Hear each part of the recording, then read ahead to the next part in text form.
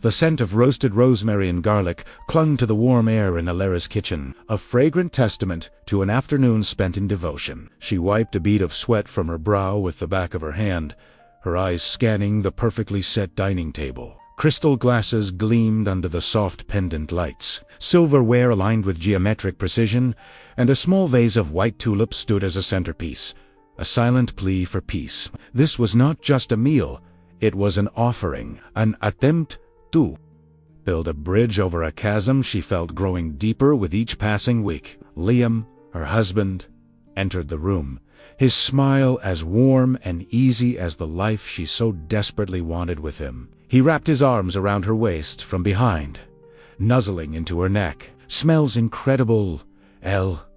You've outdone yourself." His words were a balm, and for a moment the anxiety coiling in her stomach loosened. "I just want tonight to be nice," she murmured, turning in his arms to face him. "I just want her to be happy." Liam's smile tightened just a fraction, a barely perceptible shift that Elara knew all too well. "It will be nice. Mom loves you." That's just her way. The doorbell rang, a sharp, punctual chime that signaled the end of their private peace. Beatrice stood on the doorstep, a vision in tailored cashmere and sharp angles. Her hair was a helmet of silver, her smile a carefully painted slash of red. She held a bottle of wine, not as a gift, but as a subtle correction. "Pinot Noir." "Darling," she said, breezing past Elara and handing the bottle to Liam. "The one you actually like. I know your tastes." Elara's smile wavered as she closed the door, the first tiny cut of the evening already stinging. At the table, the assault continued, cloaked in the finery of maternal concern. Beatrice swirled her wine, a look of faint surprise on her face. "Oh, you cooked the chicken whole. That's ambitious. I always find it dries out so easily, if you don't know exactly what you're doing. But this looks fine." She took a bite, chewing thoughtfully, a little heavy on the garlic. Perhaps it can be so overpowering for a delicate palate like Liam's. Liam, oblivious, simply ate, humming his approval. "It's delicious, Mom. Elara worked on it all day." Beatrice patted his hand. "Of course." "She did, sweetie. She tries so hard. It's very sweet." The words hung in the air, coating Elara in a sticky film of condescension. She was not a partner, but a child playing house. Her efforts sweet, but ultimately amateurish. The conversation shifted to Elara's job at the local art gallery. "So, you're still enjoying your little hobby at the gallery?" Beatrice asked, her tone suggesting it was a quaint pastime like macrame or collecting stamps. "It's a career, Beatrice," Elara said, her voice tighter than she intended. "I was just promoted to assistant curator." "Oh, how lovely for you," Beatrice chirped, turning her full attention back to Liam. "Speaking of careers, Liam, your father and I were thinking that Henderson deal you're working on requires a firm hand. You can't be distracted by domestic things." She glanced at Elara, her meaning as clear as the crystal glass in her hand. Elara was a distraction, a domestic thing. Each comment was a perfectly aimed dart, small enough to be dismissed as a misunderstanding, but sharp enough to draw blood. She spoke of Elara's dress, such a bold pattern. "Dear, it certainly draws the eye. Her opinions, that's an interesting way to look at it, though a bit simplistic. And their family, they're from Ohio, aren't they? So wholesome."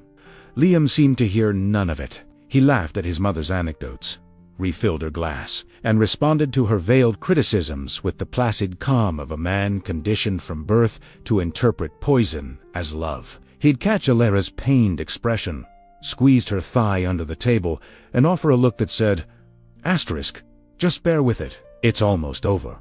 Asterisk. But it was never over. After Beatrice finally departed, leaving a trail of expensive perfume and lingering insults, the silence she left behind was louder than her voice. Elara stood at the sink, hot water running over her hands, scrubbing at a plate with a ferocity the porcelain didn't deserve. Liam came up behind her again, his embrace now feeling less like a comfort and more like a cage. "That wasn't so bad," he said, his voice laced with relief. She was in a good mood tonight. Elara froze, the plate slipping from her grasp and clattering into the sink. She turned to face him, her eyes wide with a pain he refused to see. Not so bad. "Liam, did you hear anything she said? She spent 2 hours systematically dismantling every single thing about me. My cooking, my job, my clothes, my family." Liam sighed, that familiar, weary sound that signaled his retreat. "Oh, honey, don't be so sensitive. That's just Mom. It's her way of showing she cares. You just have to learn not to take it so personally." The words struck her harder than any of Beatrice's. Asterisk, don't be so sensitive. Asterisk, it was a diagnosis that invalidated her feelings, her reality. The problem wasn't the abuse. The problem was her reaction to it.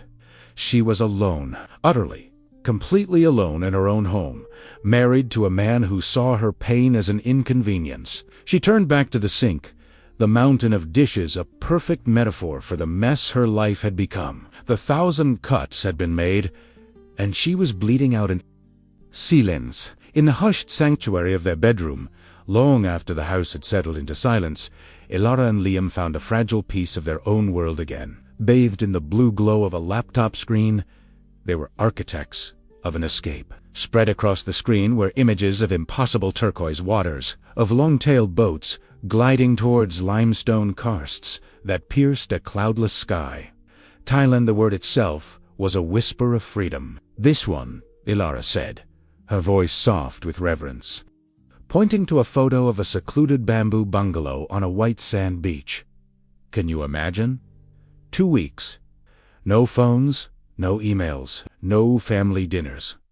She looked at Liam, her eyes shining with the hope that had become a rare commodity. He smiled, a genuine, unguarded smile that reminded her of the man she had fallen in love with. He pulled her close, his chin resting on her head as they scrolled through more photos. "Just us," he agreed, his voice a low rumble against her ear. "We'll eat street food, get terrible sunburns, and remember what it's like to just be a couple in that moment." The dream felt tangible, a solid thing they could hold. It wasn't just a vacation. It was a promise that their unifier, 2 of them, was the most important thing. It was a declaration of their independence, a line drawn in the sand against the encroaching tide of his mother's influence. They booked the flights that night, a spontaneous, defiant act that felt like a victory. The confirmation email was a sacred text, proof of their shared future. The following Sunday, brimming with this newfound unity, they went to Beatrice's house for brunch. The house was immaculate, a museum of quiet judgment, where every coaster was perfectly placed and every cushion was plumped. They found Beatrice in her sunroom, tending to her orchids. "We have exciting news," Liam announced, unable to contain his enthusiasm. Elara stood beside him, her hand tucked in his, a silent partner in their joint announcement. We booked a trip," he continued. "We're going to Thailand for 2 weeks in May." For a fleeting second, Beatrice's mask of serene composure slipped. A flicker of something cold and possessive crossed her features before being swiftly replaced by a beautifully crafted facade of concern. She put down her watering can and glided towards them, her hands fluttering with anxiety. "Thailand," she breathed, her eyes wide and fixed on Liam. "Oh, my sweet boy, that's quite an adventure." She touched his arm, her grip surprisingly firm. "But isn't that terribly far? And the political climate there is so unstable. I would worry sick the entire time you were gone. What if something happened?" She expertly planted the first seed of doubt, framing her control as maternal love. Liam's smile faltered. "It's safe, Mom. Millions of people go every year." "But you're not millions of people. You're my son," she countered, her voice taking on a wounded tremor. "And the expense, Liam, you're trying to build a life. That kind of money should be going into a down payment for a house, not some fleeting indulgence." She looked at Elara as she said indulgence, her gaze sharp, and accusatory. Elara felt a chill creep over her. She could see the invisible threads of guilt and obligation beginning to wrap around Liam, pulling him back into his mother's orbit. Then came the final, masterful stroke. Beatrice's face brightened, as if struck by a brilliant, selfless idea. "I know what you two need," she said. Warmly, a real break. Not a stressful, expensive trip halfway around the world. Why don't you spend a week at the family lake house in May? It will be so peaceful. I could even come up for a few days, cook all your favorite meals. We could have some real, quality family time. The trap was sprung. She had replaced their dream of escape with a nightmare of forced togetherness, and she had done it so skillfully that to refuse would be to seem cruel and ungrateful. Elara held her breath, silently, pleading with Liam. Don't do it. Please, don't do it. See what she's doing? But she watched as his resolve crumbled. The conditioning of a lifetime was too strong to break. He looked from his mother's hopeful, manipulative face to Elara's desperate one. "You know, Elle," he began, his voice hesitant. "Mom has a point. Maybe we are being a bit irresponsible. The lake house would be easier, and we could save a lot of money." "Easier," Elara whispered, her heart sinking. It felt as if he had, physically, pushed her away. "Liam, that's not the point." But it was too late. The dream was dissolving. The vibrant colors of Thailand were fading to the dull, familiar gray of compromise and defeat. "We'll think about it, Mom," Liam said. But the decision was already made. His tone was one of concession. The drive home was thick with a silence that felt heavier than an argument. When they got back to their apartment, Elara walked over to the laptop, still open on the coffee table. The image of the bamboo bungalow on the white sand beach stared back at her, a postcard from a life she would never have. With a quiet, deliberate click, she closed the laptop. The screen went dark, and with it, the light in her own eyes dimmed. Her future, she realized with a cold, terrifying certainty, was not her own. It was a property to be managed and dictated by her mother-in-law, and her husband was the willing gatekeeper. The party was a cacophony of forced laughter and tinkling wine glasses. Sprawling family affair to celebrate Liam's father's 60th birthday. Beatrice's house was packed with relatives, aunts, uncles, and cousins who moved in a well-established orbit around her. Elara felt like a foreign satellite, drifting on the periphery. She clutched a glass of Chardonnay, its stem slick with nervous sweat, as she navigated conversations that inevitably circled back to Beatrice's latest pronouncements. She was doing her best, wearing a smile that felt like a costume and a dress. She had chosen with painstaking care to be as inoffensive as possible. Liam was in his element, moving through the crowd with an easy charm, basking in the familiar warmth of his clan. Every so often, he would catch her eye and give her a thumbs up, a gesture meant to be encouraging but which only highlighted the chasm between their experiences. The inciting moment arrived, as it always did, with Beatrice at its center. She clapped her hands together, a theatrical gesture that drew a small constellation of family members into her gravitational pull. "Oh, everyone, you simply must hear this story," she announced, her voice carrying over the din. "It's about our dear Elara. It's just priceless." She beckoned Elara closer with a flick of her wrist, a queen summoning a courtier. Elara's stomach plummeted. A cold dread washed over her as she saw the glint in Beatrice's eyes. Liam, standing nearby, smiled expectantly, completely unaware of the ambush that was about to unfold. When Elara was in college, Beatrice began, her voice dripping with mock affection.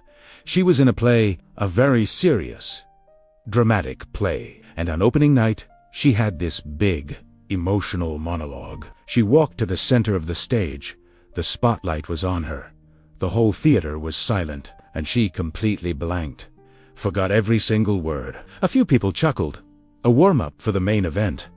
Elara felt the blood drain from her face. She had told Liam that story one night, years ago, whispered in the dark intimacy of their bedroom. It was a moment of profound vulnerability for her, a confession of her deepest fear of failure. She had shared a scar, and he had handed his mother the salt to rub into it.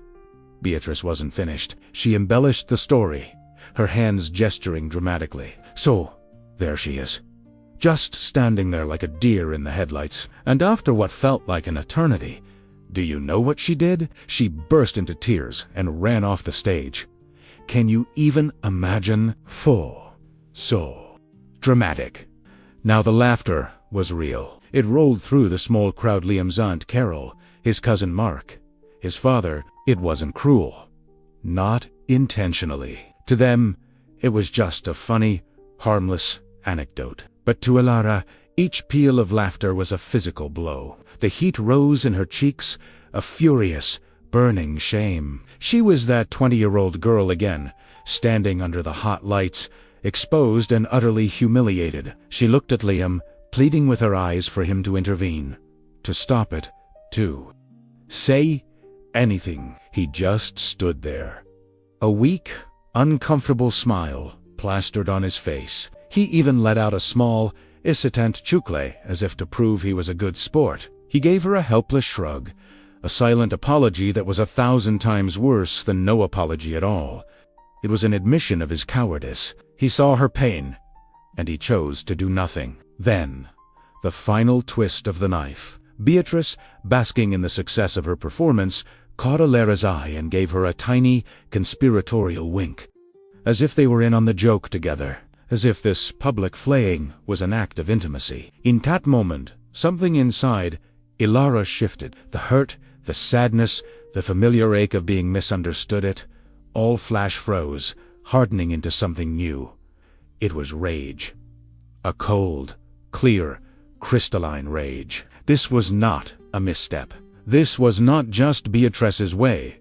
This was a calculated act of cruelty. It was a power play, designed to remind Elara of her place in the family hierarchy at the very bottom. Her dignity was not a right. It was a currency to be spent by Beatrice for the entertainment of others, a sacrifice offered up on the altar of family harmony. The laughter eventually died down, and the group dispersed, leaving Elara standing alone in the center of the room. The air around her felt thin, the noise of the party fading to a dull roar in her ears. She was no longer just a hurt wife trying to keep the peace. She was a woman whose soul had just been publicly violated, and the man who had vowed to protect her had been a smiling bystander. The war had been declared, and she hadn't even known she was on the battlefield. But she knew now. The drive home was a study in silence. It wasn't a peaceful quiet, but a loud, roaring void that filled the small space of the car, pushing Elara and Liam to opposite sides. Elara stared out the passenger window, the blurred streetlights streaking across her face like tears she refused to shed. She replayed the scene at the party over and over. In her mind, the expectant faces, Beatrice's triumphant smile, the wave of laughter, and Liam's weak, complicit grin. Each time the memory looped, the knot of rage in her chest tightened. Liam, on the other hand, seemed determined to pretend the void didn't exist. He fiddled with the radio, humming along to a song, the cheerful melody a grotesque counterpoint to Elara's inner turmoil. Dad looked great, didn't he? He offered, a desperate pebble tossed into the vast, silent ocean between them. Seemed like everyone had a good time. Elara didn't respond. She just kept watching the city fly by, her jaw clenched so tightly it ached. When they finally pulled into their garage, the silence followed them into the house. Liam dropped his keys into the ceramic bowl by the door, the clatter unnaturally loud. "All right, I'm beat," he said, starting towards the bedroom. Big week ahead. That was it. He was going to let it go. He was going to climb into their bed and fall asleep as if nothing had happened, as if a piece of her hadn't been carved out and served up for dessert. "Don't," Elara said, her voice low and dangerously steady. He stopped, his back to her. "Don't? What? Don't you dare walk away from this," she said, turning to face him. The dim light from the hallway illuminated the raw pain on her face. "Don't you dare pretend that what happened tonight was okay." Liam turned around slowly, his expression already shifting into the defensive posture she knew so well. "Elara, please don't start. It was a party. My mom told a story. It's over. A story I told you. Liam, says Shadbach, her voice shaking with repressed fury. A secret, something that was mine. And you gave it to her. You fed it to her like a piece of meat. And you stood there and watched her use it to humiliate me in front of your entire family. Humiliate you. You're being so dramatic, he said, his voice rising. No one was trying to humiliate you. It was a joke. God, why do you have to be so sensitive about everything? The accusation, his go-to weapon, sliced through her. Sensitive, she repeated, a bitter laugh escaping her lips. You think I'm being sensitive? Your mother systematically belittles me every time she sees me. She sabotaged our vacation, and tonight she publicly shamed me with a memory you betrayed. And my reaction is the problem, not her cruelty. Not your absolute spine. The word spinelessness landed between them, and Liam flinched as if struck. His defensiveness morphed into anger. Don't you talk about my mother like that. And don't you dare call me spineless. I am not going to stand here and let you attack my family. She's my mom, Elara. What am I supposed to do? Make a scene at my own father's birthday party? Ruin the whole night because you can't take a joke? I'm your family too, she cried, her voice finally breaking. Or am I supposed to be? When are you going to choose me? When are you going to stand up and say, stop? That's my wife you're talking to. When, Liam?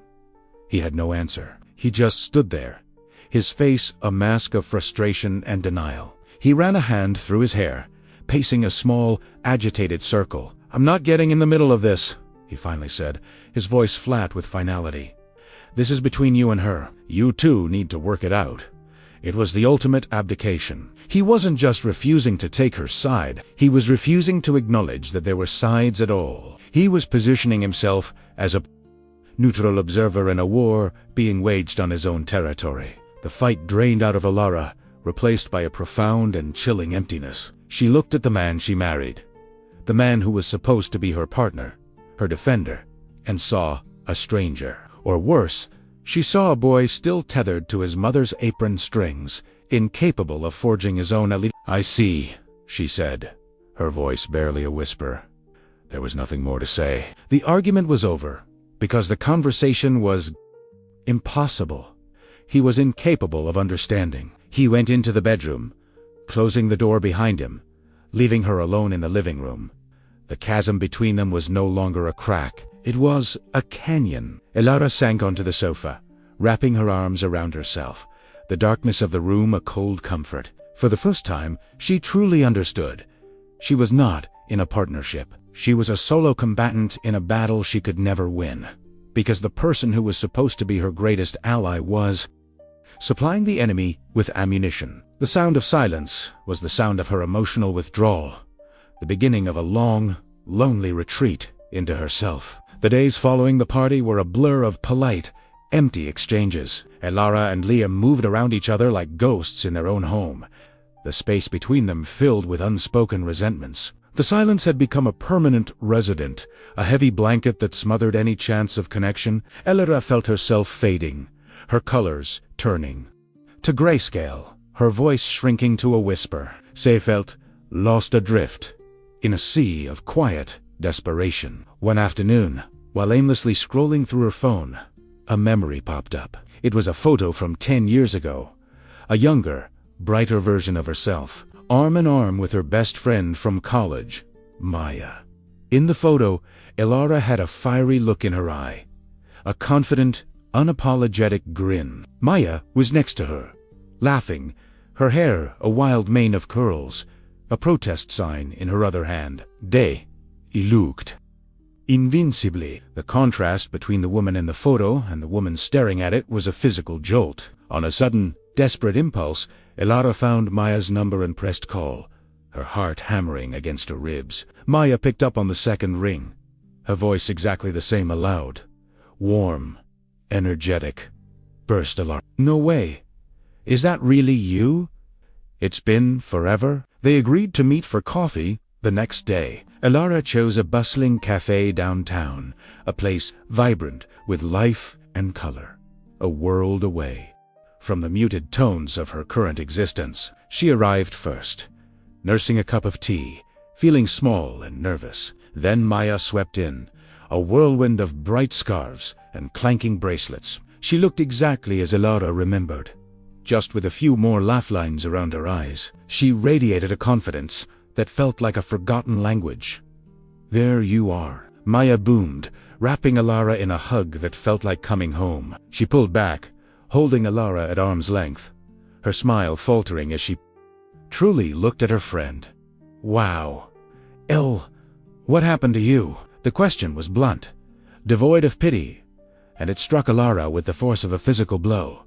"What do you mean?" Elara asked, her voice thin. "I mean, where did you go?" Maya said, sliding into the booth.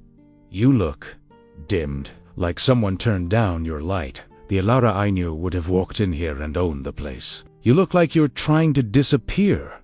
The observation was so accurate it hurt. Tears pricked at Elara's eyes, and to her own surprise, she didn't fight them. The dam she had so carefully constructed for months finally broke. The story came pouring out, a torrent of 1,000 cuts, an erased dream, a public humiliation, and the crushing, silent aftermath. She told Maya everything, her voice gaining strength with each injustice she recounted. Maya listened intently, her expression shifting from confusion to disbelief, and finally, to pure, unadulterated rage. She didn't offer platitudes or gentle sympathies.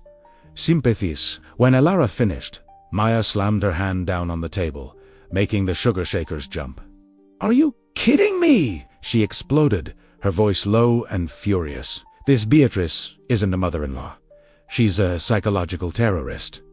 And Liam letting her get away with it. He's not a peacekeeper. He's her willing accomplice. Her little henchman." The harshness of the words was strangely liberating. Maya wasn't telling her to be less sensitive, or to try and see it from Beatrice's perspective.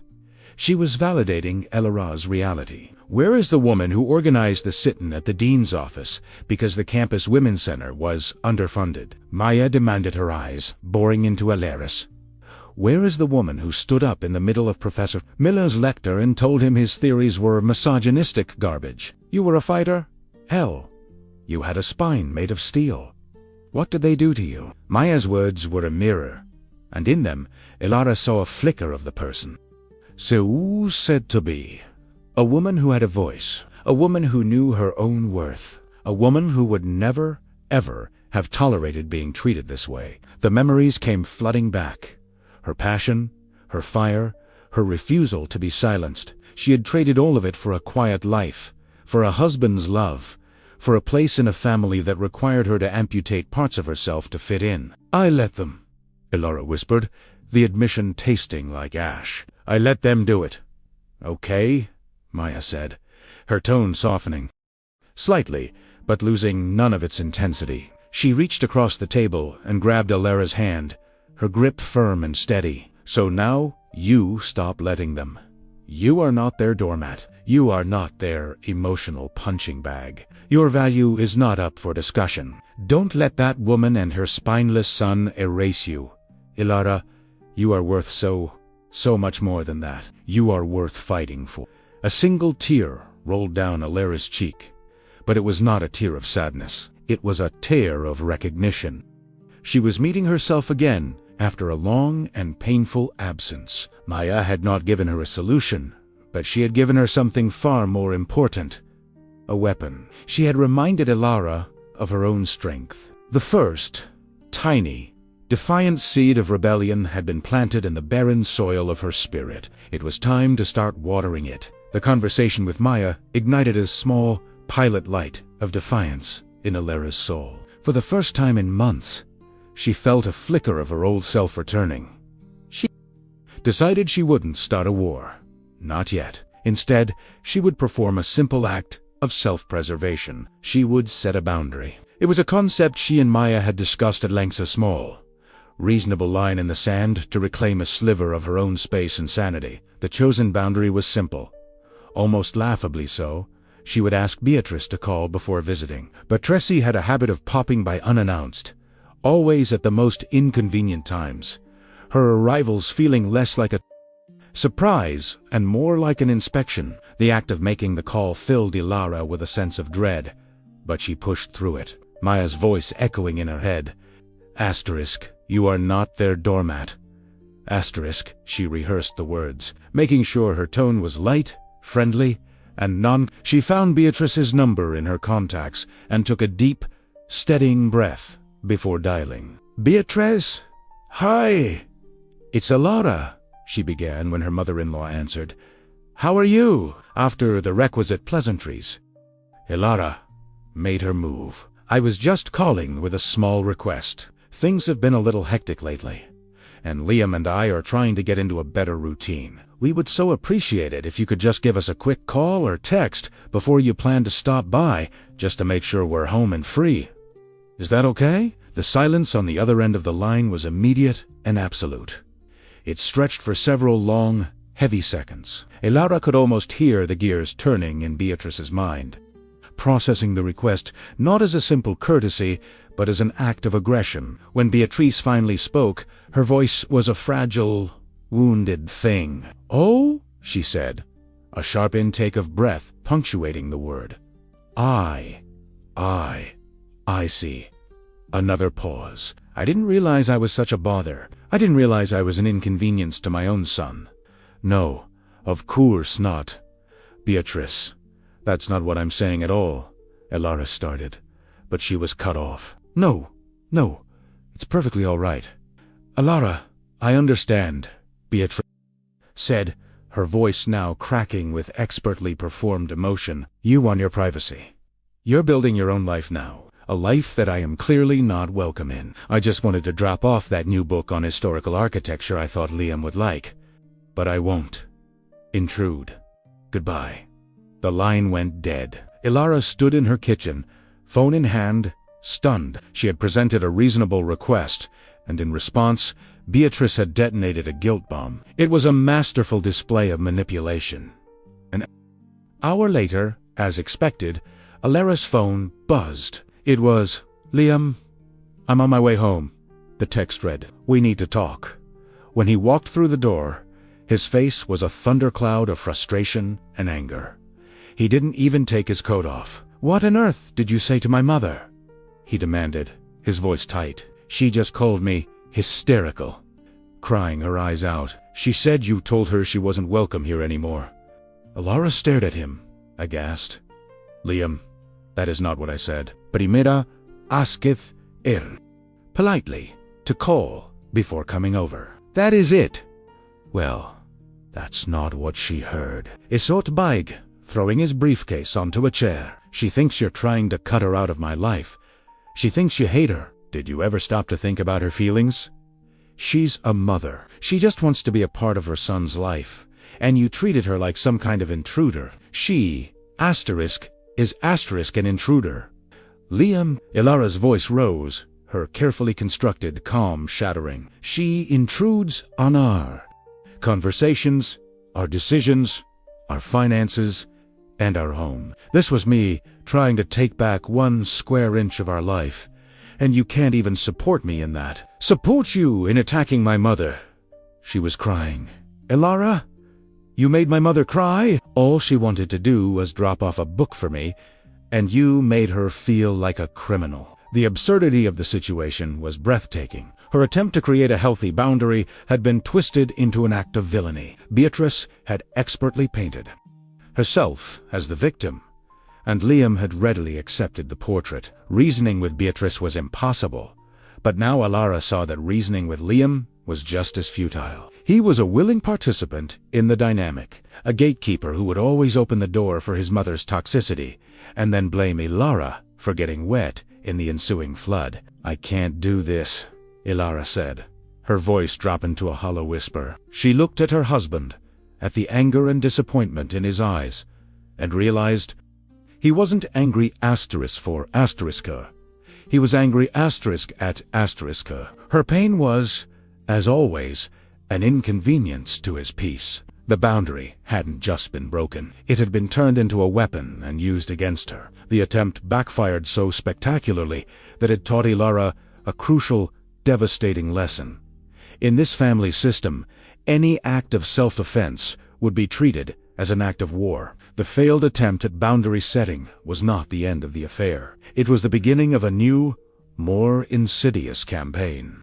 Beatrice, having successfully painted Elara as the cruel aggressor to Liam, now expanded her theater of operations. She began to methodically poison the well of the extended family, ensuring Elara would be completely and utterly isolated. The campaign was waged, not with overt declarations, but with the subtle, deadly tools of a master manipulator, feigned concern, carefully edited anecdotes, and the power of insinuation. The narrative was always the same.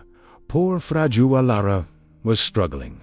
The audience changed. Elara first became aware of the shifting tides through a series of small, chilling incidents. It began with Liam's Aunt Carol, a woman who had always been warm and chatty. Elara ran into her in the produce section of the grocery store. "Carol!" "Hi," Elara said with a bright smile. Carol looked up from her inspection of avocados, her own smile tightening into a thin, polite line. "Oh, Elara." "Hello." Her tone was clipped, her eyes refusing to meet Elara's for more than a second.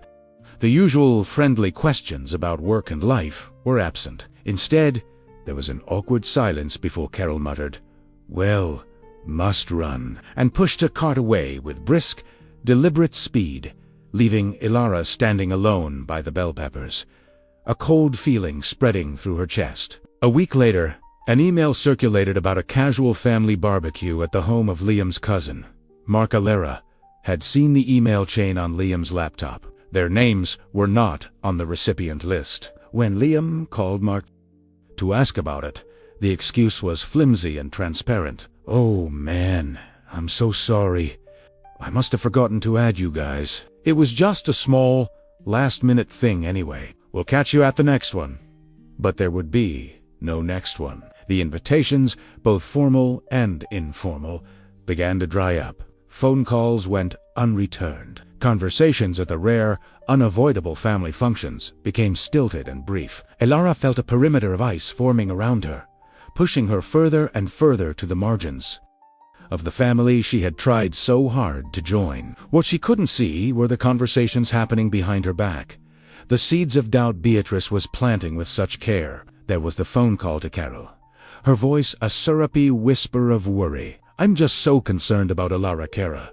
She seems so on edge, so unhappy. She's become quite possessive of Liam. She had a terrible outburst at me the other day, all because I wanted to pop by. I'm afraid she's trying to isolate him from us. Pray he's all right." There was the lunch with her, where she sighed dramatically and said, "It's a difficult situation. Elara has a very sensitive temperament. Things have to be exactly her way, or she falls apart. Liam is walking on eggshells. It breaks my heart to see him so stressed." To each person she tailored the story, playing on their individual person. To the family gossips, she offered juicy and fabricated details of Elara's instability. To the protective matriarchs, she played the part of the wounded, rejected mother. She never told an outright lie that could be easily disproven, but instead twisted the truth of every event: the dinner, the vacation plans, the party, the boundary phone call, until Elara was recast as a volatile, controlling, and deeply unstable villain.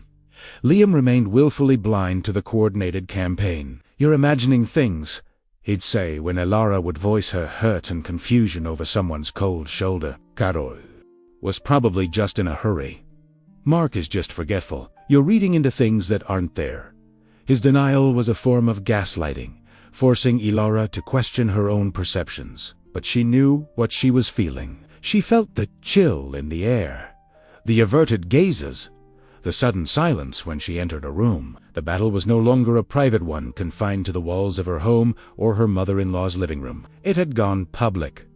Beatrice was not content to merely control her. She was determined to excommunicate her. She was salting the earth, ensuring that if Elara ever found the strength to cry for help, there would be no one in the family left to listen. Amidst the wreckage of her personal life, Elara's career had become her sanctuary. The art gallery was a place of quiet, order, and beauty, a world where her opinion was valued and her hard work yielded tangible results. It was the one part of her identity that Beatrice hadn't managed to tarnish. For 2 years, she had poured her heart into a single, massive project, curating a major exhibition for a renowned, reclusive artist. Its success would not only be a personal triumph, but would also guarantee her a promotion to a full curator position, a dream she had nurtured since college. The culmination of her work was a private donor event at the gallery, an evening of champagne, networking, and, most importantly,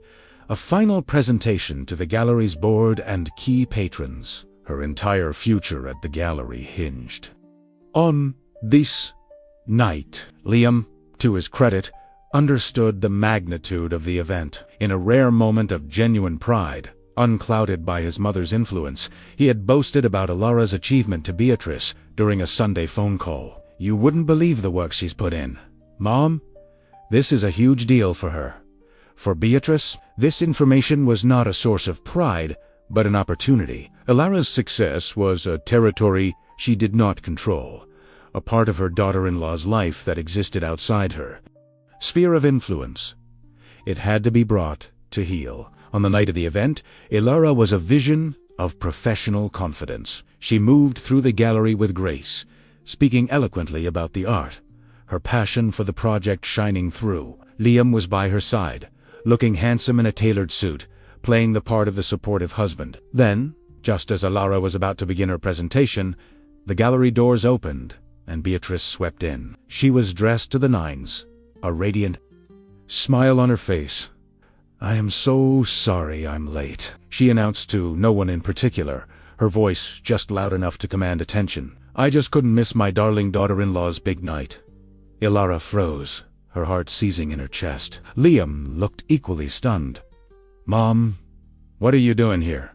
he hissed. "Supporting my family." "Of course," she said, patting his cheek before making a beeline for Mr. Harrison, the stern, influential chairman of the gallery's board. Elara watched in horror as Beatrice engaged him in conversation, her charm turned up to its highest, most lethal setting. Elara started her presentation, her voice slightly trembling as she tried to regain her focus. But Beatrice was a constant, magnetic distraction. When the presentation was over and Elara was taking questions, Beatrice saw her moment. She approached the small group surrounding Elara and Mr. Harrison. "It's all just so wonderful, Elara," Beatrice gushed, placing a hand on Elara's arm. "You must be so relieved, especially after all that drama with the artist nearly pulling out." A collective sharp intake of breath came from the board members. The artist's hesitation had been a highly confidential issue that Elara had spent months carefully navigating behind the scenes. It was information known only to her direct boss. And, in a moment of exhausted vulnerability, to Liam, Mr. Harrison's eyes narrowed, his expression turning from impressed to concerned. "Excuse me? What drama was this?" Beatrice waved a dismissive hand, a perfect imitation of innocence. "Ooh, just artist temperament. Elara told us all about it at dinner, how he was making impossible demands, and how you were all worried about the financing. But she handled it. Our Elara is a miracle worker."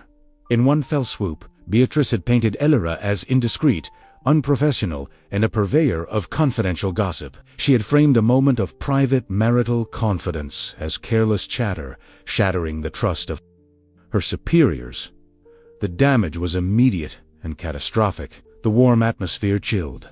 Mr. Harrison gave a look of profound disappointment before turning away to speak with another board member. The promotion, which had been a near certainty, evaporated in an instant. Liam stood by horrified and he tried to stammer out a correction. "No, that's not how it was. C'est divente." But his words were lost, his complicity hanging in the air. He had given his mother the loaded gun, and she had fired it directly at the heart of Elara's future. Later that night, the drive home was silent, but it was a different silence than before. It was not the quiet of anger or resentment. It was the silence of the abyss, the aftermath of a detonation. Elara finally understood. This was not about a personality clash or a generational gap. Beatrice's goal was not merely to be difficult. It was to dismantle Elara completely. And Liam, through his passivity, his denial, his desperate need to avoid conflict, was her most effective tool. He had not just allowed this to happen. He had participated in it. This was the ultimate betrayal.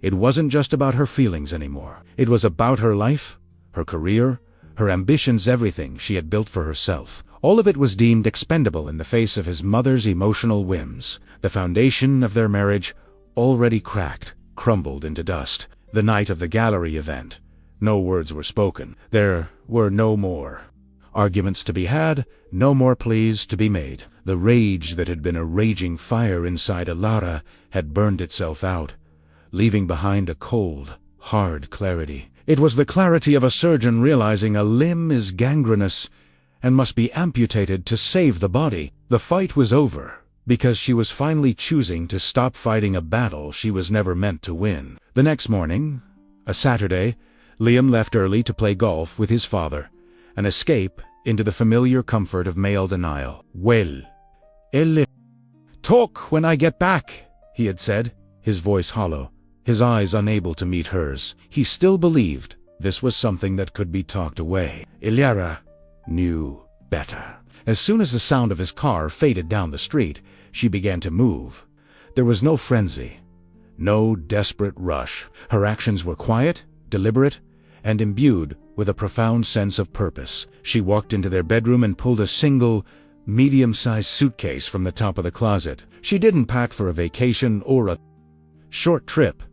She packed for a new life. She chose clothes that were truly hers, not the muted, appropriate outfits she had slowly adopted to avoid Beatrice's commentary. She packed a pair of worn-out jeans, a soft, faded t-shirt from college, and the boots she had worn while backpacking through Europe years before she met Liam.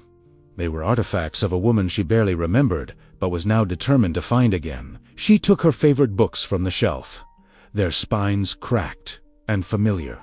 She packed the small, framed photos of her and Maya, the two of them looking fearless and full of promise. She moved through the house, a place that had once been a symbol of her hopes and dreams, and saw it now for what it was.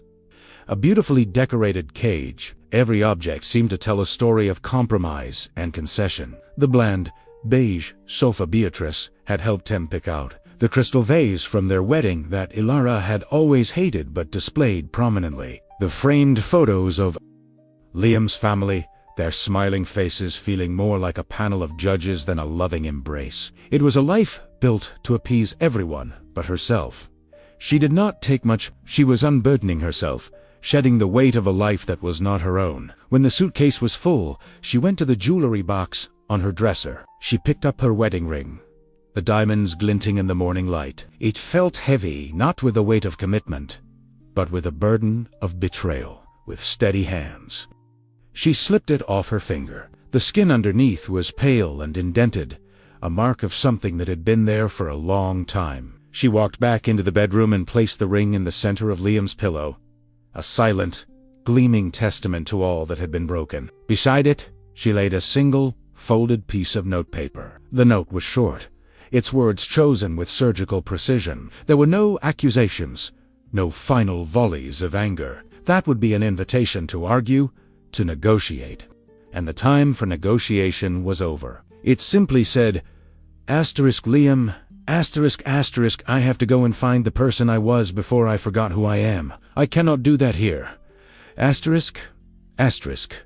Elara, she took one last look around the silent apartment, then walked to the front door. With her suitcase in one hand, she turned the knob. The click of the latch retracting was the only sound. She stepped out into the hallway and pulled the door closed behind her. It did not slam. It closed with a soft, final thud, a sound that was both an ending and a beginning. The weight of that door, as it settled into its frame, was the weight of freedom. Inside, the apartment was still and empty, a stage waiting for its lead actor to return. The sun streamed through the windows, illuminating dust motes dancing in the air. The note and the ring sat on the pillow, waiting. For the first time, Liam would come home not to a fight, not to a tense silence, but to a profound and deafening absence, an absence that would finally force him to confront the devastating consequences of his own silence. Liam returned home that afternoon, whistling softly, a golf trophy from a friendly tournament in his hand. He was rehearsing his apology, a speech full of promises to talk to Mom and make things right. He still believed this was a problem that could be managed, a fire that could be put out with the right words. He opened the front door and was met with an unnerving stillness. "Elle," he called out, his voice echoing slightly in the entryway.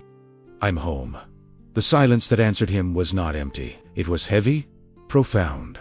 It was the sound of a vacuum. A knot of genuine fear began to form in his stomach. He walked through the living room, the kitchen all empty. He saw her car keys were gone from the bowl by the door. He walked quickly to their bedroom, his heart starting to hammer against his ribs. And then he saw it, the glint of gold and diamonds on his pillow. Next to it, the folded note. His legs felt weak as he sat on the edge of the bed and picked up the ring. It was cold to the touch. He unfolded the note, his hands trembling slightly. The words were simple, but they struck him with the force of a physical blow. This wasn't a demand or an ultimatum. It was a conclusion, an ending. He read it again and again, the reality of it slowly seeping into his bones.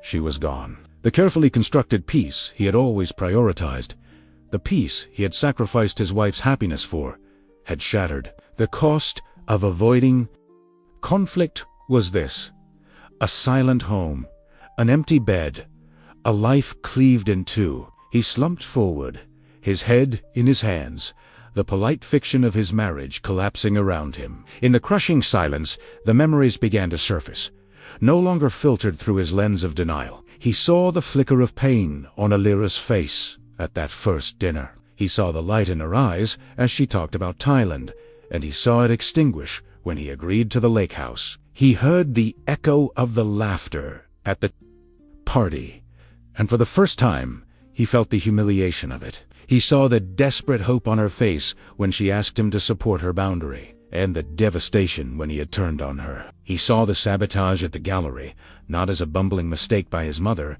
but as the targeted, cruel act it truly was. The fog of a lifetime of conditioning began to lift, and he saw his mother not as a loving, if difficult, woman, but as a manipulator who could not stand to see him happy with anyone but her. And he saw himself a coward who had stood by and let it all happen. His first instinctual thought was to call his mother, to rage at her. But he stopped. Anger was what she understood. It was what she could work with. What she couldn't handle was clarity. He drove to her house, the golf trophy forgotten on the passenger seat. He found her in the garden, pruning her roses, so looked up her face, arranged into a mask of sympathy. "Liam, darlin', I heard the terrible news. That unstable girl finally showed her true colors. You're better off."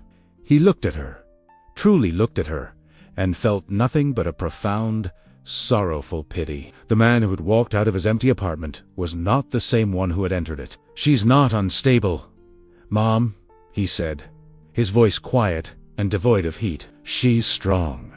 Strong enough to leave a man who wouldn't protect her." Beatrice's smile faltered. "Protect her? From what?" "From you," he said simply. "You did this. You chipped away at her. Piece by piece, because you couldn't stand sharing me. You couldn't stand that she made me happy.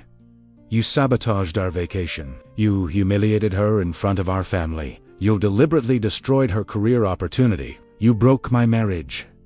The accusations, delivered with such calm certainty, left her speechless. She opened her mouth to offer a defense, to cry, to manipulate. But he held up a hand. "It's over, Mom. The game is over." He left her there among her perfect roses, her face a mixture of shock and fury. His next stop was Maya's apartment. He didn't know for sure that Elara would be there, but it was a desperate hope. Maya answered the door, her expression hard as stone. "She doesn't want to see you." "Please," he begged, his voice cracking. "I just need to talk to her." Elara appeared behind Maya, her face pale but resolute. He didn't rush forward. He just stood in the hallway, letting her see the genuine anguish on his face. "I'm not here to make excuses," he said, his voice thick with emotion. "I'm here to apologize. You were right. You were right about everything. I was weak, and I was a coward. I chose my mother's comfort over my wife's pain, and that is unforgivable. I failed you, Elara, in every way a husband can fail his wife. I am so sorry." He took a breath, meeting her gaze. "I don't expect you to come back. I don't deserve you, but I am going to change. I'm starting therapy tomorrow, and I am setting boundaries with my mother, Riel, unbreakable ones. I'm not asking for another chance. I'm asking for the chance to someday, somehow, earn one." He didn't wait for a response. He just turned and walked away, leaving the choice, for the first time, entirely in her hands. Time passed. Not days, but weeks that stretched into a month.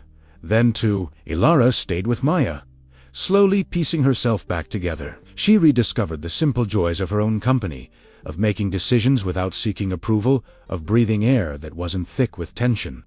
She felt the color returning to her world and to herself. Liam, true to his word, did not push. He did not harass her with calls or texts. Instead, he sent a single, weekly email. In it, he didn't plead for her return. He talked about his therapy sessions, about the painful realizations he was having about his childhood and his relationship with his mother. He spoke with a raw, unflinching honesty she had never heard from him before. He was not making excuses. He was taking accountability. He told her about the difficult conversations he'd had with Beatrice, conversations that ended with him stating, "My marriage is my priority. If you cannot respect my wife, you will not be a part of my life." He was doing the work. He was building a spine, brick by painful brick. Elara, after much soul-searching and many long talks with Maya, finally agreed to meet him, not for reconciliation, but for a conversation. They met in a neutral space, a quiet cafe, halfway between her new temporary life and their old one. The man who sat across from her was different. The defensiveness was gone, replaced by a quiet humility. The easy, conflict-avoidant charm was gone, replaced by a sober, thoughtful presence. They talked for hours, and for the first time, she felt truly heard. After several more meetings, she saw a consistent, genuine change. He wasn't just saying the right things. He was becoming a different man. Cautiously, hopefully, she agreed to try again, but it would not be a return to old life. It would be the beginning of a new one, built on a new foundation. The final piece of that foundation had to be laid with Beatrice. Elara knew that for their marriage to have any chance, the dynamic with his mother had to be fundamentally and permanently altered. A meeting was arranged. The three of them met in the formal, impersonal sitting room of a hotel lobby. It was Elara's choice of place where theatrics would be frowned upon. Elara sat tall, no longer the anxious, eager to please woman from the Thousand Cuts dinner. She was calm, centered, and powerful. Liam sat beside her, his posture a silent declaration of solidarity. He didn't hold her hand. Instead, he was simply there, a supportive presence that ceded the floor to her. Beatrice looked smaller than Elara remembered, her usual imperious air diminished by the unfamiliar setting and her son's new allegiance. She attempted a warm, forgiving smile, as if she were the magnanimous party in all this. Elara did not return it. "Beatrice," Elara began, her voice even and clear, "Liam and I have decided to work on our marriage, and for that to happen, our relationship with you needs to change. We are willing to have you in our lives, but it will be on our terms. These are not negotiable." Beatrice's smile faltered. Elara continued, laying out the new terms of engagement like a treaty. 1. There will be no more unannounced visits. Our home is our sanctuary. You will call first, and if we are busy, you will respect that. 2.